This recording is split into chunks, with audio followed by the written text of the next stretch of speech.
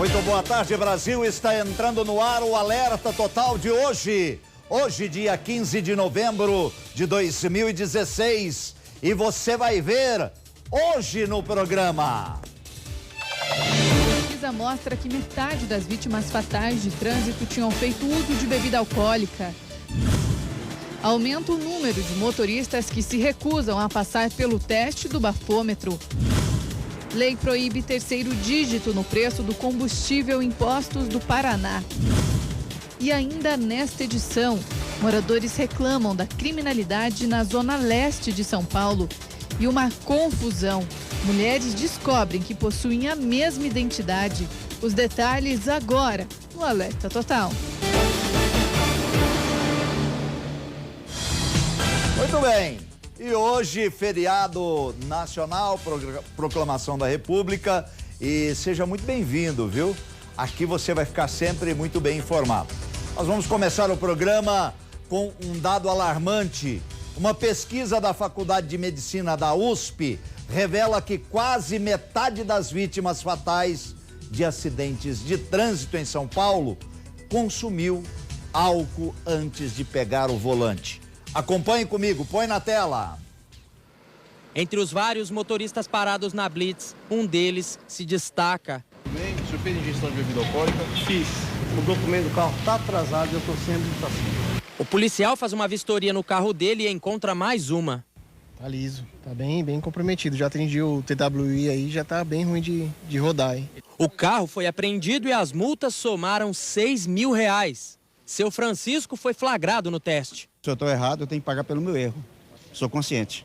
Uma pesquisa da Faculdade de Medicina da Universidade de São Paulo, em parceria com a Escola de Saúde Pública da Universidade da Califórnia, nos Estados Unidos, reuniu dados de junho de 2014 a dezembro de 2015 e concluiu que 40% das vítimas fatais de acidentes de trânsito em São Paulo consumiram álcool momentos antes de morrer. A média de alcoolemia, a concentração de álcool no sangue foi em cerca de 1,1 gramas de álcool por litro de sangue. Entre os acidentados no trânsito foi de 1,2.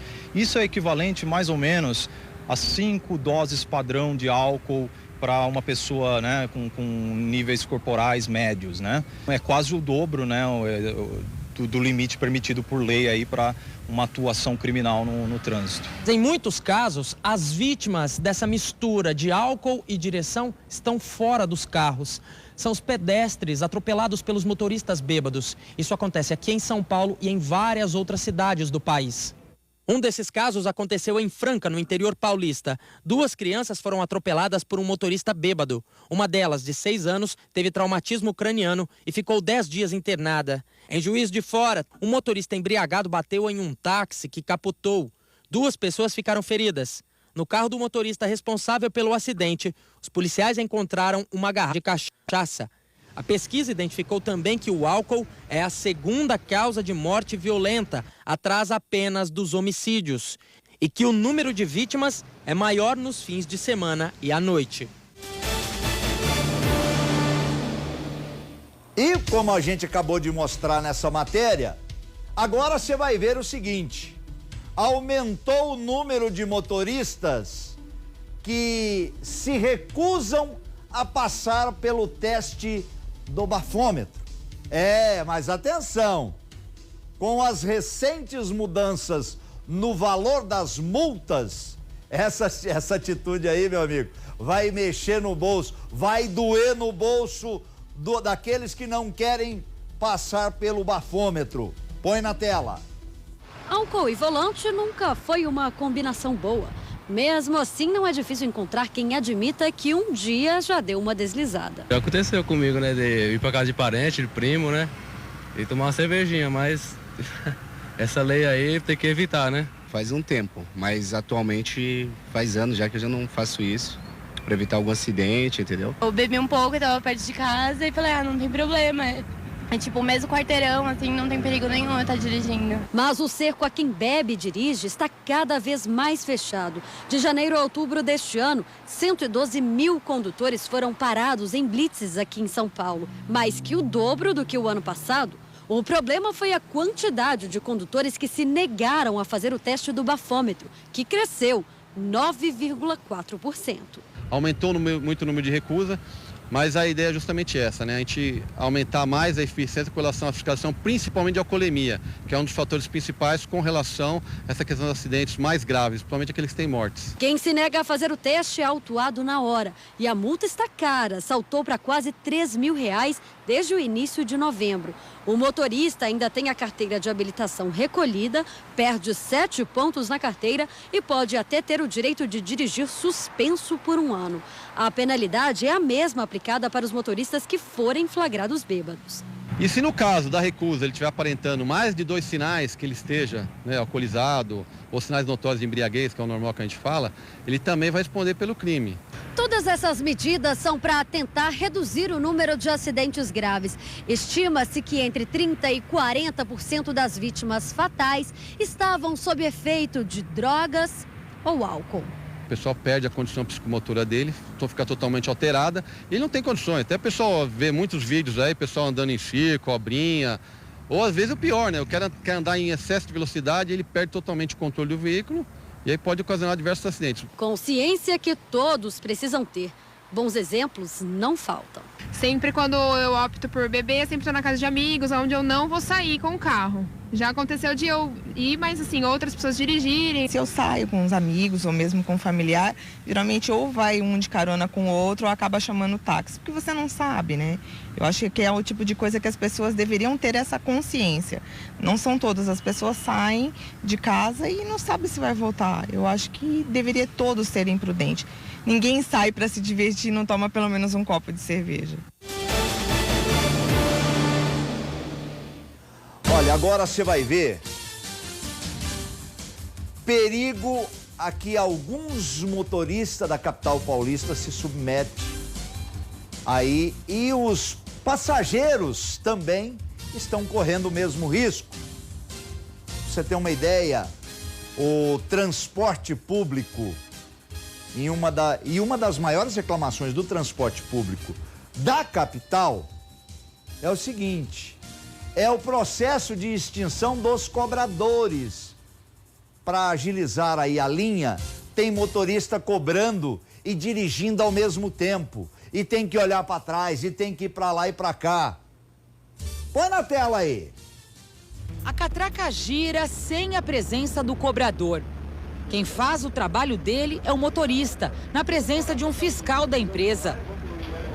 Quando o ônibus parte, nada muda. O motorista recebe o dinheiro e tenta encontrar o troco. Como não consegue, quando o semáforo fica verde, ele sai apressado, com as notas na mão. Aqui ele olha para trás com o veículo em movimento para entregar o dinheiro ao passageiro. Desvia totalmente o olhar da avenida movimentada. Sem saber que estava sendo gravado pelo nosso produtor, o motorista diz que a prática não oferece risco. É difícil dirigir e cobrar, dar o troco. É mais fácil que tirar bolsa de criança. Agora, outro motorista conduz o volante. Com o veículo rodando, ele abre a caixa onde guarda o dinheiro dos bilhetes. Repare que aqui ele tira as 2 mãos do volante. Quando chega o turno da noite, o mesmo problema.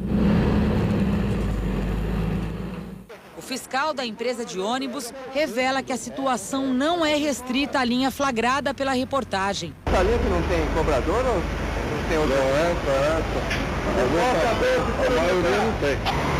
Mas o pessoal foi demitido? Foi demitido. Quantas pessoas? Foi um monte. É perigoso o motorista dirigindo, dar troco? Estranho, mas o senhor já está acostumado. A dona Rosemary foi vítima dessa imprudência das empresas de ônibus. Ela machucou as costas quando o motorista freou bruscamente ao dividir a atenção entre o trânsito e a cobrança da passagem. Eu caí, bati a coluna no degrau. Por quê? Porque vai cobrar e toca, aí dá aquela brecada. Eu acho isso errado, sim. O Código Brasileiro de Trânsito exige que o motorista dirija com as 2 mãos no volante, exceto, é claro, para trocar de marcha. A regra vale para quem conduz transporte público. O motorista que dirige um carro não pode tirar a mão do volante porque o motorista de ônibus pode. Principalmente num trânsito aqui, que nem São Paulo hoje. Você piscou o olho, tirou a vista da frente, rapidinho acontece um acidente, entendeu? A SP Trans, que gerencia o transporte municipal, informou que não há qualquer previsão da retirada dos cobradores dos ônibus e que vai fiscalizar as linhas. Se for constatada alguma irregularidade, a empresa receberá uma multa no valor de R$ 720. Só que essa situação já vem acontecendo há bastante tempo em toda a capital paulista. O fiscal confirma. Por que não tem? Qual o motivo? Não, o motivo é que daqui a pouco vai terminar os cobradores. Se eles já dirigiam alta velocidade com falta de atenção, agora isso ficou muito pior. E no próximo bloco você vai ver: lei proíbe terceiro dígito no preço do combustíveis ou do combustível no Paraná. É o que você vai ver a seguir. Quando você vai abastecer o seu carro, você repara naquele terceiro dígito? O cara põe lá, 249,7, 249,9. Você repara nisso? Você pode parecer pouco, mas esse valor influencia aí no final, representa lucro para os empresários, é claro. No Paraná, uma lei proibiu aí essa prática. Põe na tela. Só reparar bem no valor para ver o terceiro dígito. A gente sabe que tem, mas nem observa qual que é o valor, né? Deve fazer alguma diferença, né?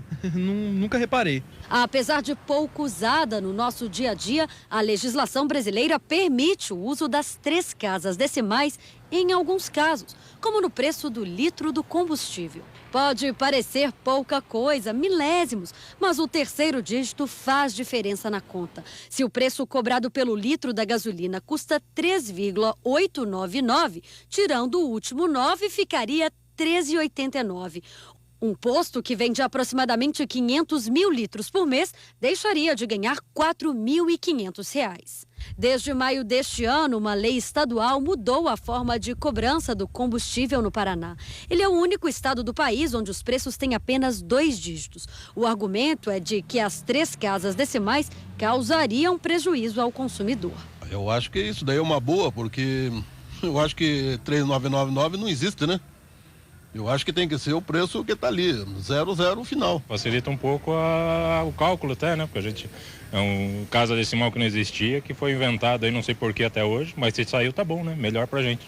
O Sindicato dos Revendedores do Paraná entrou na justiça porque entende que a competência sobre o assunto é federal, já que o uso dos 3 dígitos é regulamentado pela Agência Nacional do Petróleo, exatamente para que os motoristas não sejam prejudicados.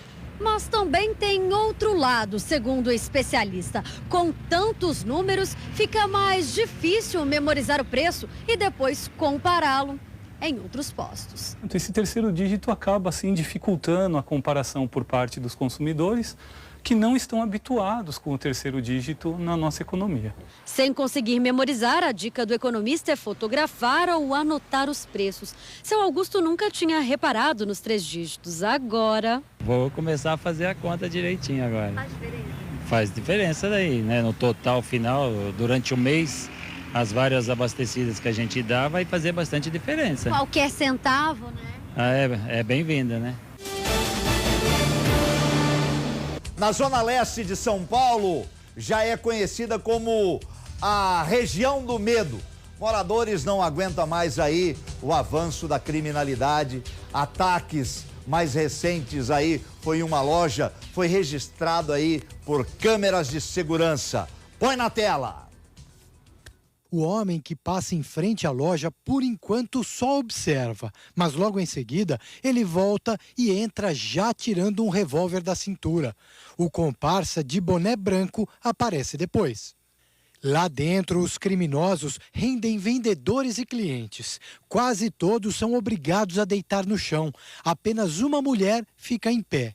Eles pegam tudo o que encontram pela frente, até pertences das vítimas. Os objetos são colocados dentro de mochilas, depois levados para o carro de luxo que estava parado em frente à loja. O veículo, que era de um cliente, também foi levado. Repare que um dos bandidos vai para um outro carro estacionado no fim da rua.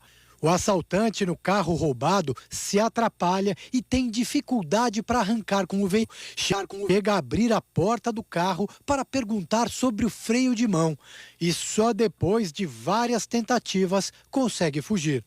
O dono do veículo é este homem que tem receio de ser identificado. Ele era um dos 6 clientes que estavam na loja no momento do assalto. Quando eu ia para o caixa para pagar, aí o ladrão chegou. Ele disse, perdeu, todo mundo pro chão. E aí ele foi até mim, pegou meus pertences pessoais, que eram minhas correntes de ouro. E após isso, ele mandou todos nós irmos pro banheiro.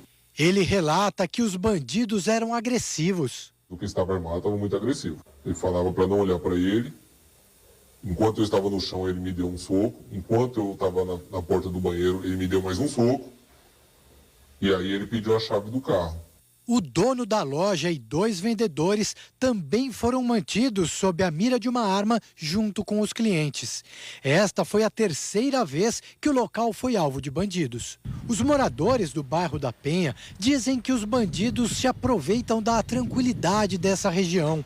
Eles roubam lá no shopping e correm pra cá, né? Pelo ponto de acesso, perto do metrô. As vielas que ninguém acha ninguém. Este comerciante do bairro está preocupado com a violência. Ladrões também estiveram na loja dele. Já fui vítima, já tive 3 roxos na loja e levaram tudo. Não teve nem como reagir, não teve como se proteger? Foi à noite, né? Não deu para ver nada. Abriram, quebraram todas as portas. Na rua Matusalém Matoso, quase em frente onde aconteceu o assalto, havia uma base da Polícia Militar que foi fechada. A vizinhança conta que funcionou durante cerca de 2 anos e que conteve a criminalidade por aqui. Ajudava bastante, tinha bem mais segurança, né? Então tinha sempre policiais aí, então inibiu um pouco, né? Depois que saiu, aí voltou de novo. Apesar das imagens que podem ser utilizadas para ajudar na identificação dos criminosos, ninguém foi preso até agora. E nem o carro de luxo foi localizado. Este advogado criminalista comenta a ação dos bandidos. Essas lojas de bairros, elas também têm sido alvo atualmente, porque muitas lojas de grifes também estão espalhadas pelos bairros. E a grande dificuldade é que essas lojas de bairros, elas não têm toda essa logística que teria uma loja de shopping. Então, é um problema de fato. A gente está vivendo um momento muito difícil no nosso país, sobretudo com esse aumento da criminalidade. Para o cliente que virou vítima do assalto, acabou o sossego até nos momentos de lazer. Eu não vou mais com roupas melhores, igual eu estava bem vestido, não vou com joias e também não vou ficar mais de costa para porta nenhuma. E ó, agora o medo de moradores da Brasilândia, na capital paulista. É que por lá também tem baile funk no meio da rua. Madrugada dentro, aquele batidão, o barulhão, vizinho não consegue dormir. E no último evento teve até tiroteio. Põe na tela aí. No meio da madrugada, correria e tiros. Foi dessa forma que terminou um baile funk promovido no Elisa Maria, bairro da Zona Norte de São Paulo. Segundo a vizinhança, os disparos foram feitos após a chegada de policiais militares. Quem vive no bairro relata momentos de tensão. Eu baixei, me protegi minha família, né? Nessa brincadeira meus filhos estavam tudo acordados e a gente se protegeu. Os moradores da vizinhança têm medo de mostrar o medo de criticam os pancadões. Tenho uma esposa, 2 filhas adolescentes, minha mãe, e é droga, sexo no meio da rua. Então é difícil, né? As festas duram o dia todo, costumam virar à noite e só terminam na manhã seguinte. Este outro morador já sabe com antecedência como tudo começa. Na verdade é um grupo, né, que passa acelerando e buzinando, né? Um grupo que já está avisando, como fosse sinal, né? Aí depois vai aumentando, é como fosse um formigueiro. Aumentando. Eles relatam que sempre recorrem a 190, pedem ajuda à polícia militar. Eles falam que está enviando as viaturas, que já foi solicitado, que é só aguardar. E às vezes demora um pouco, né? E nessa demora pode acontecer mais tragédias, né? Henrique Deloste é representante dos moradores do bairro. Para ele, o pancadão é um reflexo da falta de atividades culturais na periferia. O jovem, ele tem o funk como diversão, como lazer, né? Agora, o que falta é a ação do poder público, da Secretaria da Cultura, por exemplo. Quer dizer, então fica nessa situação aí, tudo largado. Para quem vive aqui, o receio é a falta de controle em relação aos bailes e a violência que só aumenta nesse tipo de festa. Eu tenho medo, né? Na verdade, eu tenho medo porque a gente pensa mais na família, pensa nos filhos, pensa na esposa, pensa naqueles que estão ao nosso redor, né? Na verdade, já está vindo um sinal de alerta faz tempo. Então, para acontecer coisa pior. Devido às drogas e troca de tiro com polícia. Então, uma hora vai acontecer coisa pior, né? Muito bem, olha. Donos de túmulos em cemitérios da capital paulista podem perder aí o direito do terreno lá do cemitério. A prefeitura espalhou até placas explicando aí o motivo por que podem perder aí os terrenos. Põe na tela. Quem visitou os cemitérios municipais nos últimos dias pode ter sido surpreendido com este aviso de uma possível interdição. Mesmo quem pagou por um túmulo há décadas, mas não cuidou dele, pode perdê-lo. A única obrigação que eles têm é de manter o seu túmulo em ordem, sem sinal de abandono.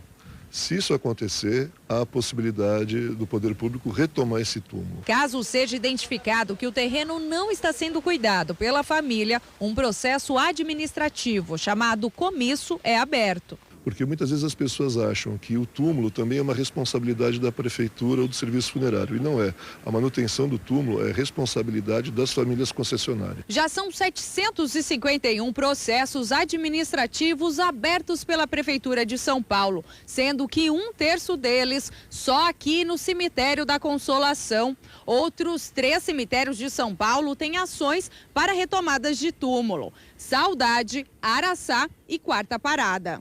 Sinais de abandono não são apenas matos altos ou sujeira, mas problemas na estrutura, como rachaduras, falta de pintura ou número de identificação. A ideia da campanha, ao espalhar 1000 placas como essa, é alertar as pessoas que não sabem deste risco. Seu Alôncio concorda com a medida, mas acha que as famílias precisam estar cientes. Insistir até onde puder, até onde conseguir. Se não conseguir nada, aí então serve a outra família. 2 mulheres e uma identidade. É isso mesmo. Essa situação surgiu quando uma delas precisou aí receber um benefício. E daí veio o susto. Constava no cadastro que ela já recebia o dinheiro. Olha só que ela não recebia, era outra pessoa. Ela nem sabia. Falou, mas como eu recebo? Eu nunca recebi um tostão. A dor de cabeça que o negócio deu. Põe na tela aí. Há quase 6 meses, a dona Evanira depende da ajuda de amigos e parentes para viver. É uma situação terrível. Você olha para um lado, vê que não tem, olha para o outro, não tem. Né? As filhas estão ajudando como pode. A dona Evanira perdeu o marido em maio deste ano. Era ele o responsável pelo sustento de toda a família.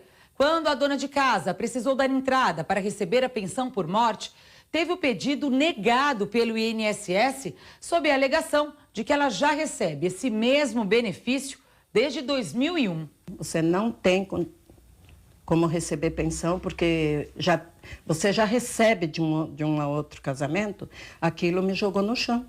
No cadastro da Previdência Social, a mulher que recebe o benefício tem o mesmo nome de dona Evanira e mora em Canelinha, Santa Catarina. O nome da mãe da beneficiada também é o mesmo, assim como a data de nascimento. Diz que eu recebo uma pensão e eu não recebo essa pensão. Eu não, eu faz 45 anos que eu tô aqui em São Paulo. Nossa equipe de reportagem foi até Canelinha, a 70 quilômetros de Florianópolis, com o endereço que consta no cadastro do INSS da mulher que recebe o pagamento.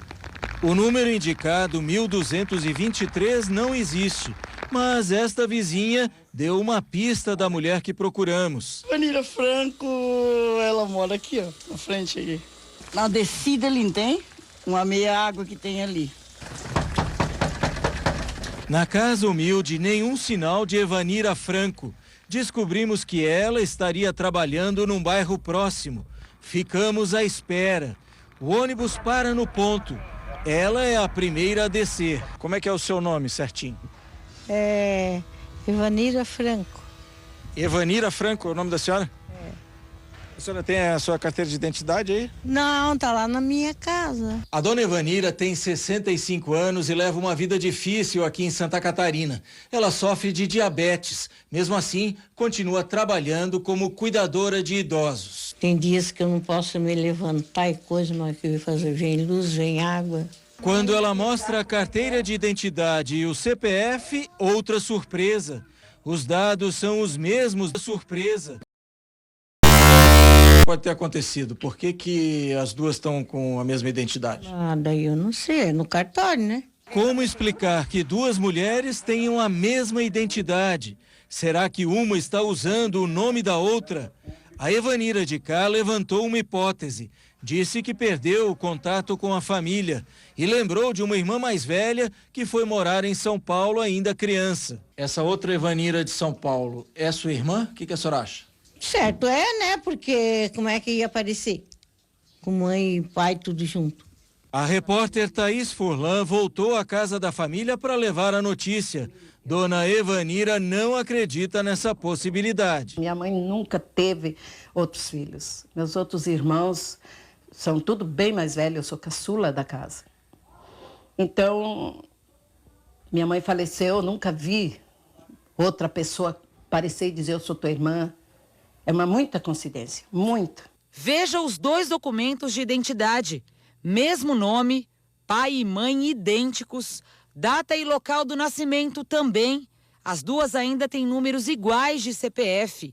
No cartório de Jaraguá do Sul, há um único registro de nascimento em nome de Evanira Franco. Se uma pessoa ter o mesmo nome que eu tenho, ser filha da minha mãe, do meu pai, nascida no mesmo dia, registrada em Jaraguá do Sul, é muita coincidência. São muitos detalhes iguais. Nome de pai, porque não é um nome comum. O nome da minha avó, por exemplo, não é um nome comum que a gente vê por aí. É um nome muito difícil para ser só uma coincidência. O INSS e a Receita Federal já foram informados pela nossa produção sobre o caso das duas Evaniras. Ambas estão sem receber o benefício pela morte dos maridos. Eu acho que eles têm que ir fundo mesmo e descobrir, porque se ela lá tem o meu nome, o dos meus pais, e tudo dá coincidência tão junto, nós duas somos as mesmas, o INSS vai ter que ir fundo para descobrir qual das duas é, porque quem está se passando aqui, qual das duas é, porque quem está se passando aqui, né, com problema, sou eu. Muito bem, nós vamos para o intervalo? Já? Nós vamos para o intervalinho, mas vapt-vupt, eu volto já.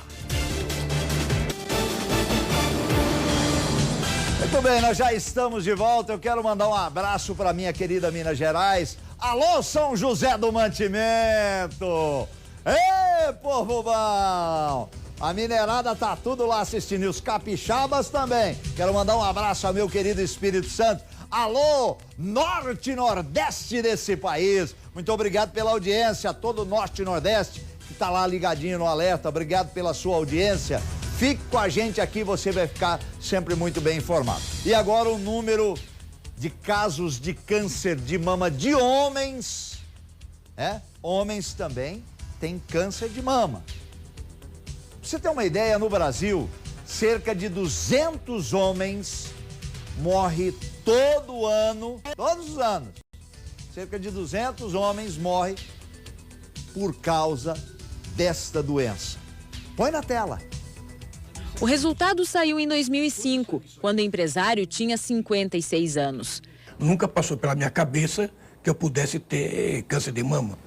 Então nunca, para mim foi uma surpresa total. Na mesma cirurgia para a retirada do nódulo, Júlio fez a mastectomia, retirou a mama completa. O tratamento foi feito com quimioterapia. Mas 10 anos depois, a luta recomeçou. Quando foi 2015, meu braço inchou, volto no médico, o câncer de mama voltou. Na última década, o número de casos de câncer de mama em homens dobrou no Brasil. De 1% pulou para 2%. Neste ano, a expectativa é que mais de 1.100 homens tenham a doença no país. A hereditariedade é a principal causa para o desenvolvimento do câncer de mama em homens. Mas um outro fator tem chamado a atenção dos médicos: o uso de anabolizantes.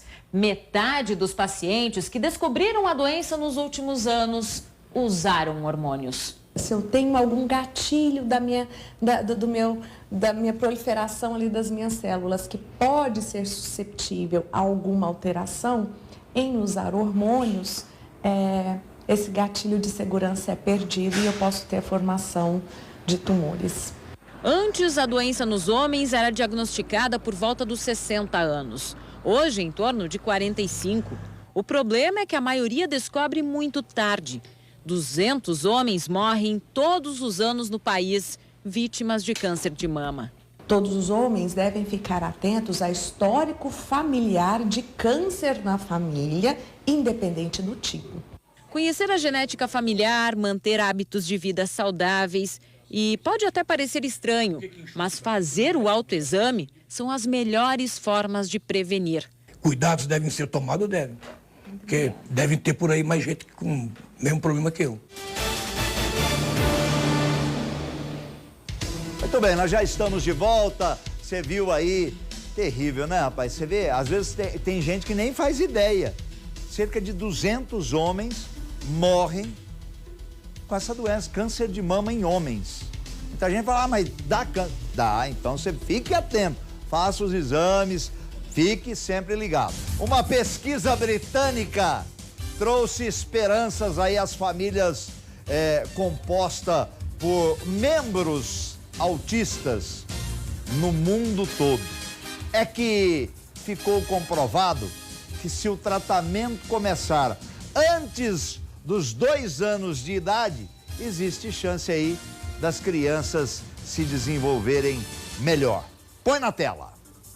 Já nos primeiros meses de vida, o desenvolvimento de Ágata se mostrava diferente dos outros bebês. Quando ela mamava, ela não olhava no meu olho. Ela ficava olhando para cima, para o teto. Ela ficava girando a mãozinha assim, sem parar, e o pezinho. Ela ficava horas assim. Assustada, a Mariana levou a filha a um neuropediatra, que levantou a hipótese de a menina ter autismo, um transtorno neurológico que varia de intensidade. Algumas crianças se isolam, umas não se comunicam direito, outras não aceitam contato físico, como um simples abraço. Num determinado momento, 9, 10, 11 meses de idade, a criança não está fazendo coisas que se esperaria que fizesse. Como exemplo, eu posso te dizer, uma criança entre 1 e 2 anos de idade, ou até um pouco menos, que não apontam quando querem te mostrar alguma coisa, que não imitam, que não batem palmas. Na primeira suspeita, leve a criança ao médico. Isso faz uma diferença enorme. A Ágata começou o tratamento, inclusive com terapia, ainda bebê. Hoje, aos 5 anos, ela já recebeu alta e não tem mais qualquer sintoma de autismo. Apesar do transtorno não ter cura, as chances de melhora são maiores quando o diagnóstico é dado cedo. Está comprovado. Pesquisadores acompanharam por 6 anos 152 crianças autistas, divididas em 2 grupos. As que passaram por tratamento especializado e tiveram também os pais orientados por terapeutas, reduziram em até 17% os sintomas graves de autismo. O estudo, o primeiro sobre o efeito de terapias precoces a longo prazo no mundo, foi divulgado por uma revista científica muito conhecida. O tratamento basicamente é feito por uma psicóloga seguindo uma linha comportamental, que é uma coisa que se baseia em você tentar, através de recompensa e punição, fazer com que comportamentos inadequados desapareçam ou diminuam. e comecem a surgir comportamentos adequados no lugar. Apesar da suspeita, o transtorno acabou não sendo confirmado em Ágata. Mas até saberem disso, ela foi tratada como autista. Hoje, a menina é bem diferente daquela criança que vivia isolada e quieta. Brinca, conversa, está sendo alfabetizada. Entre uma palavra e outra, escreve agora mais um capítulo da sua história.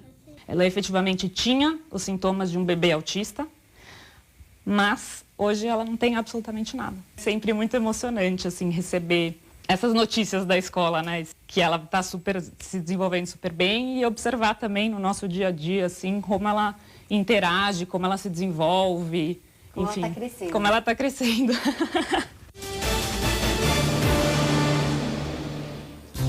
Eu quero falar agora para as mulheres, aqueles calores, né? Que a mulher quando tá entrando na menopausa, vem aquelas ondas de calor, a mulher começa. Irritação. Você fala, bom dia, minha. Parece aqueles cachorro brabo. Falta de sono. Se você, mulher, está nesse período aí da menopausa, sabe bem do que eu estou falando. A boa notícia para você é que as pesquisadoras, né, de Campinas estão aí em busca de um jeito para aliviar esses sintomas. Acompanhe os detalhes. Graziela Félix esteve lá e mostra. A Neide tem 51 anos e desde o ano passado a rotina dela mudou completamente. Os sintomas da menopausa não a deixam em paz. Calor, muito nervoso, tipo, você não dorme à noite, ressecamento, é muito triste, nossa, é uma fadiga que não desejo para ninguém. A situação da Neide está tão complicada que ela já pensou até em tomar uma atitude extrema. A gente acaba até, desculpa eu falar, até se matando, né? Porque eu já pensei já. Antes de conversar com o esposo, depois que eu conversei, agora não. É para ajudar mulheres como a Neide que um grupo de pesquisadoras da Unicamp vai realizar um estudo que tem o principal objetivo de aliviar os sintomas da menopausa. É uma pesquisa que terá uma duração de 4 meses, onde farão parte da pesquisa mulheres com sintomas, que irão receber um grupo a terapia hormonal, o outro grupo, fitomedicamentos derivados da soja para tratar os sintomas, e o outro grupo, associação dos medicamentos fitoterápicos da soja, associado com medicações probióticas para melhorar o funcionamento intestinal. Lidar com os sintomas da menopausa tem se tornado um grande problema para muitas mulheres. Pesquisas recentes mostram que mais da metade das que moram na região metropolitana de Campinas, que tiveram a última menstruação recentemente, têm sofrido com os sintomas. Uma pesquisa anterior realizada pelo nosso grupo na região metropolitana de Campinas evidenciou que 96% das mulheres que passam pela transição do climatério, ou seja, que passam pela transição da menopausa, sentem algum tipo de sintoma. E dessas, quase metade, os sintomas são tão importantes que levam a mulher a procurar um serviço médico para tratamento. A pesquisa vai ser promovida pelo Departamento de Ginecologia da Unicamp em parceria com a Faculdade de Engenharia de Alimentos.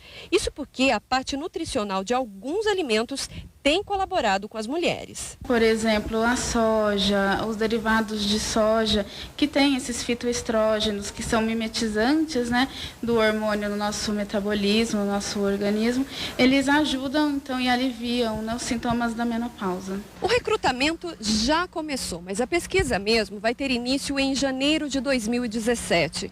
Durante 4 meses, 60 mulheres vão passar por consulta médica, acompanhamento ginecológico, fazer vários exames e, principalmente, receber a medicação adequada para finalmente aliviar os sintomas da menopausa. Para fazer parte do grupo de voluntárias, é preciso se enquadrar em alguns requisitos. Tem que ter de 40 a 60 anos, com sintomas da menopausa, fogache, sudorese, insônia, dor na relação, ressecamento vaginal, coceira na vagina, algum sintoma relacionado com a menopausa. Não pode ter realizado ectomia, que é a retirada do útero, não pode ter tido algum algum tipo de câncer, câncer de mama, câncer de ovário, problema de fígado, de rins, não pode estar usando terapia hormonal há pelo menos 6 meses ou anticoncepcional há 6 meses.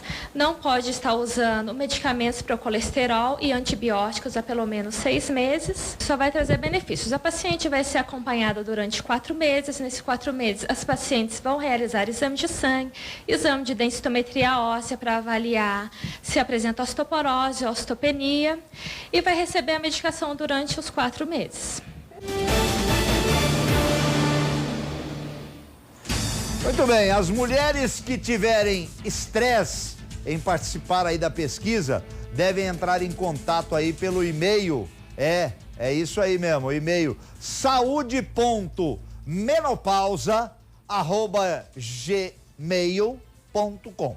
É isso aí, eu vou repetir para você, saude.menopausa@gmail.com, tá certo? Pode entrar em contato. E olha, contra a corrupção, um grupo denominado aí Observatório Social se reúne para investigar aí ações do poder público. Você vai conhecer agora como funciona essa ação em Santa Catarina. Põe na tela aí. Quando o assunto é corrupção, todo mundo critica. Mas nós somos culpados, porque nós estamos dizendo não nas urnas e pegamos nosso título lá, chegamos lá e demos, pronto, vamos embora. E não é bem assim. Mas em São José, na região metropolitana de Florianópolis, um grupo de cidadãos resolveu agir.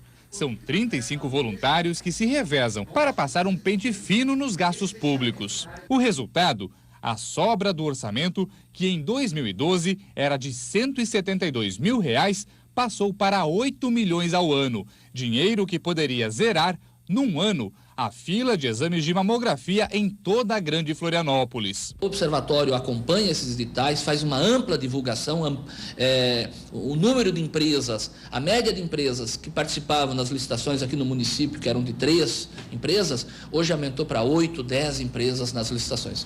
O observatório descobriu que a prefeitura pagava contas de energia elétrica, telefone fixo, água e esgoto de imóveis que não eram mais usados pelo município. E assim, foi possível economizar R$ 600 mil por ano. Em Santa Catarina, 19 cidades têm observatórios sociais. Outros 19 estados também contam com os caçadores de corrupção. A Lei de Acesso à Informação de 2011 é a principal arma dos caçadores de corrupção.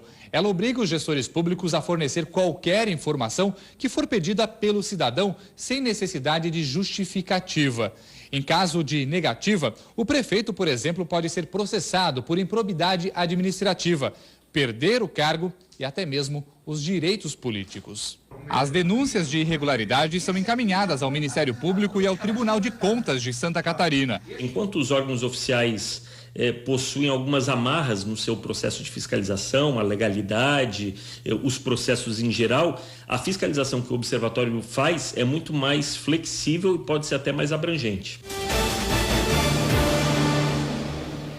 Muito bem, olha, só para lembrar vocês, esse grupo já atua em cerca de 100 cidades brasileiras. Em Limeira, aqui no interior de São Paulo, já está sendo implantado e deve começar a funcionar a partir do ano que vem, aqui também na cidade de Limeira, região metropolitana de Campinas. Acabou o programa? Como já acabou? Eu estava esquecendo as baterias, o Guina já está aí? Guina Paiva já está preparado. Eu estou indo embora. Que o Deus de Abraão, Isaque e Jacó esteja com você, com toda a sua família. Chegando ele, Guina Paiva e o Rede Família Esporte. É com você, Guina.